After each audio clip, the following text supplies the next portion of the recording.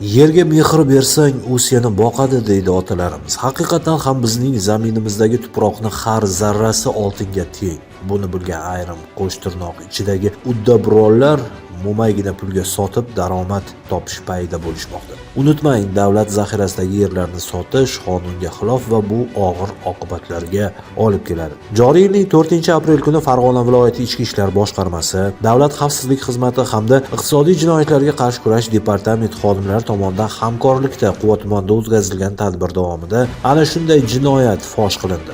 1987-yilda Quva tumanida tug'ilgan ushbu fuqaro yer sotib olmoqchi bo'lgan xaridorning ishonchiga kirib, tumandagi Soyguzar mahallasida hududida joylashgan Abduqahhor fermer xo'jaligiga tegishli bo'lgan jami 18 gektar yer maydonidan 2 gektarini 23 ming AQSh dollariga sotishini aytadi. Olib borilgan tezkor tadbir natijasida ushbu shaxs Quva tumani Soyguzar mahallasida xaridordan 23 ming AQSh dollar miqdoridagi pullarni olgan vaqtida ashyoviy dalillar bilan qo'lga olindi. Mazkur holat yuzasidan hozirda tergovga qadar tekshiruv harakatlari olib borilmoqda. Hurmatli fuqarolar, ogoh bo'ling, qonun buzilish holatlariga yo'l qo'ymang. Aks holda uning oldida javob berasiz.